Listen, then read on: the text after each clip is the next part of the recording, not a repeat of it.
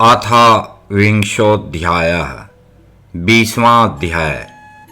ब्रह्मा जी की रची हुई अनेक प्रकार की सृष्टि का वर्णन। शौनक जी कहते हैं, सूत जी, पृथ्वी रूप आधार पाकर स्वयंभू मनु ने आगे होने वाली संतति को उत्पन्न करने के लिए किन किन उपायों का अवलंबन किया। विदुर जी बड़े ही भगवत भक्त और भगवान श्री कृष्ण के अनन्य सुहृद थे।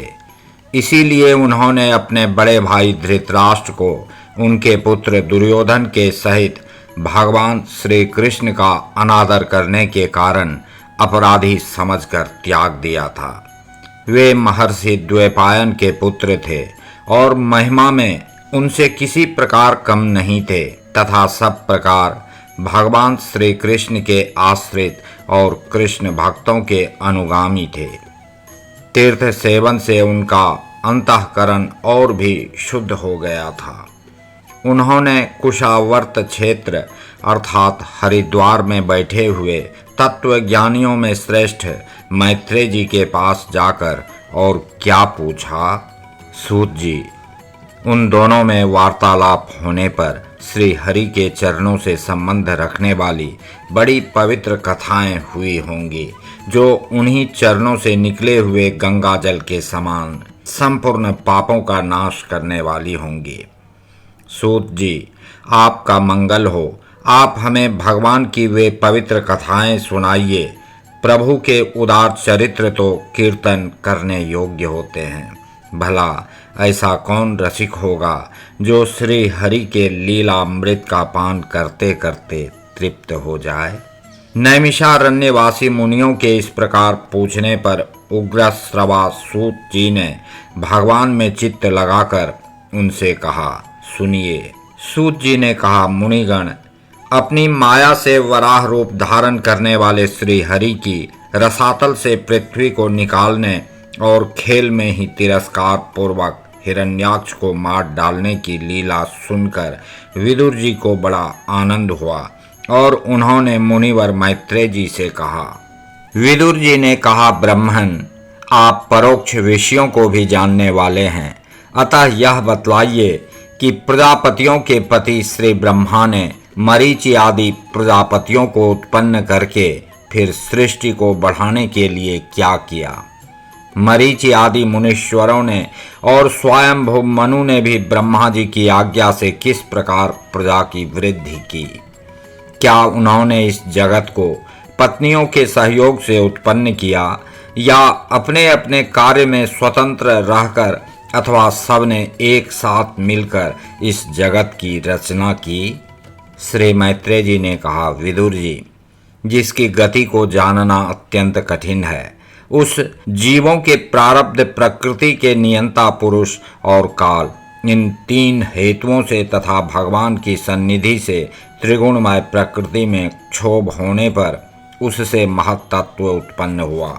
दैव की प्रेरणा से रजः प्रधान महत्तत्व से वैकारिक अर्थात सात्विक, राजस और तामस तीन प्रकार का अहंकार उत्पन्न हुआ। उसने आकाशादि पांच पांच तत्वों के अनेक वर्ग प्रकट किए। वे सब अलग अलग रहकर भूतों के कार्य रूप ब्रह्मांड की रचना नहीं कर सकते थे।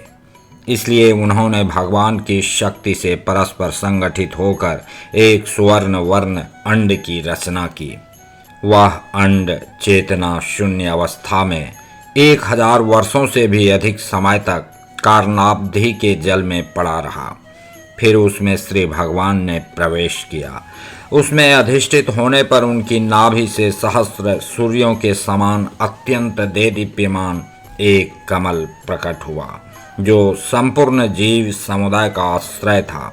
उसी से स्वयं ब्रह्मा जी का भी आविर्भाव हुआ है। जब ब्रह्मांड के गर्भरूप जल में शयन करने वाले श्री नारायण देव ने ब्रह्मा जी के अंतःकरण में प्रवेश किया, तब वे पूर्व कल्पों में अपने ही द्वारा निश्चित की हुई नाम रूपी व्यवस्था के अनुसार लोकों की रचना करने लगे। सबसे पहले उन्होंने अपनी छाया से तामिश्र, अंधता मिश्र, तम, मोह और महामोह यों 5 प्रकार की अविद्या उत्पन्न की। ब्रह्मा जी को अपना वह तमोमय शरीर अच्छा नहीं लगा, अतः उन्होंने उसे त्याग दिया। तब जिससे भूख प्यास की उत्पत्ति होती है, ऐसे रात्रि रूप उस शरीर को उसी से उत्पन्न हुए यक्ष और राक्षसों ने ग्रहण कर लिया। उस समय भूख प्यास से अभिभूत होकर वे ब्रह्मा जी को खाने को दौड़ पड़े और कहने लगे, इसे खा जाओ, इसकी रक्षा मत करो, क्योंकि वे भूख प्यास से व्याकुल हो रहे थे। ब्रह्मा जी ने घबराकर उनसे कहा, अरे यक्ष राक्षसों, तुम मेरी संतान हो, इसलिए मुझे भक्षण मत करो, मेरी रक्षा करो, मेरी रक्षा करो। उनमें से जिन्होंने कहा खा जाओ वे यक्ष हुए, और जिन्होंने कहा रक्षा मत करो वे राक्षस कहलाए। फिर ब्रह्मा जी ने सात्विकी प्रभा से देदीप्यमान होकर मुख्य मुख्य देवताओं की रचना की। उन्होंने क्रीड़ा करते हुए ब्रह्मा जी के त्यागने पर उनका वह दिन रूप प्रकाशमय शरीर ग्रहण कर लिया। इसके पश्चात ब्रह्मा जी ने अपने जघन देश से कामासक्त असुरों को उत्पन्न किया। वे अत्यंत काम लोलुप होने के कारण उत्पन्न होते ही मैथुन के लिए ब्रह्मा जी की ओर चले।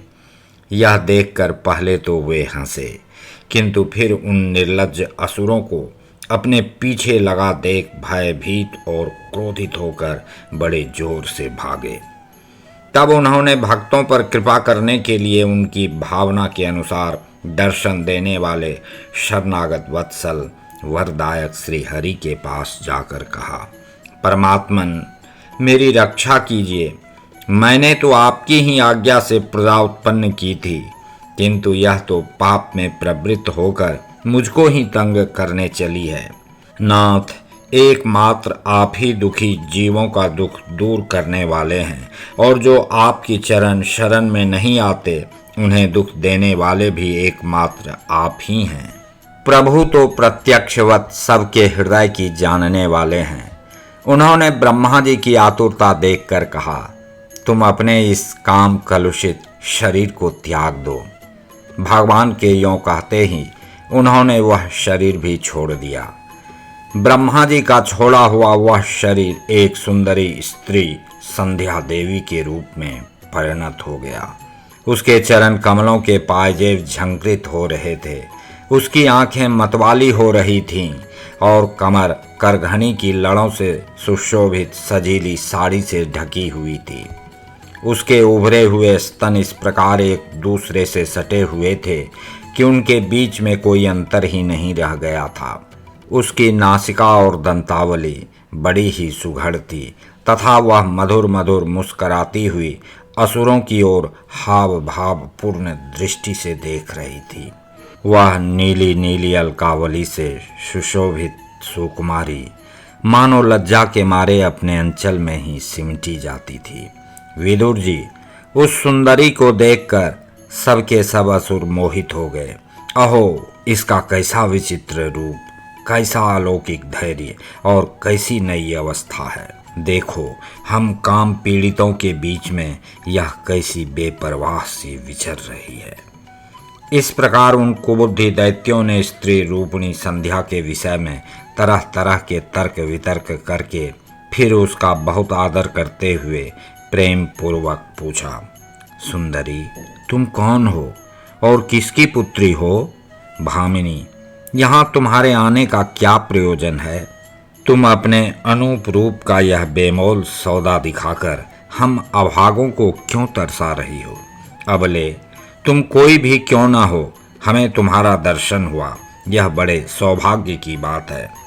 तुम अपनी गेंद उछाल उछाल कर तो हम दर्शकों के मन को मथे डालती हो। सुंदरी, जब तुम उछलती हुई गेंद पर अपनी हथेली की थपकी मारती हो, तब तुम्हारा चरण कमल एक जगह नहीं ठहरता। तुम्हारा कटी प्रदेश स्थूल स्तनों के भार से थक सा जाता है और तुम्हारी निर्मल दृष्टि से भी थकावट झलकने लगती है। अहो, तुम्हारा केश पाश कैसा सुंदर है। इस प्रकार स्त्री रूप से प्रकट हुई उस सायंकालीन संध्या ने उन्हें अत्यंत कामासक्त कर दिया और उन मूढ़ों ने उसे कोई रमणीय रत्न समझकर ग्रहण कर लिया। तदनंतर ब्रह्मा जी ने गंभीर भाव से हंसकर अपनी कांतिमयी मूर्ति से, जो अपने सौंदर्य का मानो आप ही आस्वादन करती थी, गंधर्व और अप्सराओं को उत्पन्न किया। उन्होंने ज्योत्सना अर्थात चंद्रिका रूप अपने उस कांतिमय प्रिय शरीर को त्याग दिया। उसी को विश्वावसु आदि गंधर्वों ने प्रसन्नता पूर्वक ग्रहण किया। इसके पश्चात भगवान ब्रह्मा ने अपनी तंद्रा से भूत पिशाच उत्पन्न किए। उन्हें दिगंबर अर्थात वस्त्रहीन और बाल बिखेरे देख उन्होंने आंखें मूंद ली। ब्रह्मा जी के त्यागे हुए उस जम्भाई रूप शरीर को भूत पिशाचों ने ग्रहण किया। इसी को निद्रा भी कहते हैं, जिससे जीवों की इंद्रियों में शिथिलता आती देखी जाती है। यदि कोई मनुष्य जूठे मुंह सो जाता है तो उस पर भूत पिशाच आदि आक्रमण करते हैं। उसी को उन्माद कहते हैं।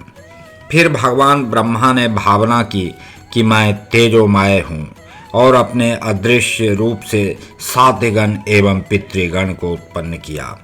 पितरों ने अपनी उत्पत्ति के स्थान उस अदृश्य शरीर को ग्रहण कर लिया।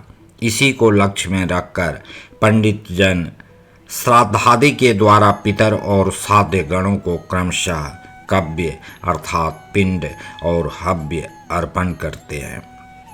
अपनी तिरोधान शक्ति से ब्रह्मा जी ने सिद्ध और विद्याधरों की सृष्टि की और उन्हें अपना वह अंतर्धान नामक अद्भुत शरीर दिया। एक बार ब्रह्मा जी ने अपना प्रतिबिंब देखा, तब अपने को बहुत सुंदर मानकर उस प्रतिबिंब से किन्नर और किमपुरुष उत्पन्न किए। उन्होंने ब्रह्मा जी के त्याग देने पर उनका वह प्रतिबिंब शरीर ग्रहण किया। इसीलिए ये सब उषः काल में अपनी पत्नियों के साथ मिलकर ब्रह्मा जी के गुण कर्मादि का गान किया करते हैं। एक बार ब्रह्मा जी सृष्टि की वृद्धि न होने के कारण बहुत चिंतित होकर हाथ पैर आदि अवयवों को फैलाकर लेट गए और फिर क्रोधवश उस भोगमय शरीर को त्याग दिया। उससे जो बाल झड़कर गिरे वे अही हुए तथा उसके हाथ पैर सिकोड़कर चलने से क्रूर स्वभाव सर्प और नाग हुए, जिनका शरीर फन रूप से कंधे के पास बहुत फैला होता है। एक बार ब्रह्मा जी ने अपने को कृत्य सा अनुभव किया। उस समय अंत में उन्होंने अपने मन से मनुओं की सृष्टि की। ये सब प्रजा की वृद्धि करने वाले हैं। मनस्वी ब्रह्मा जी ने उनके लिए अपना पुरुषाकार शरीर त्याग दिया।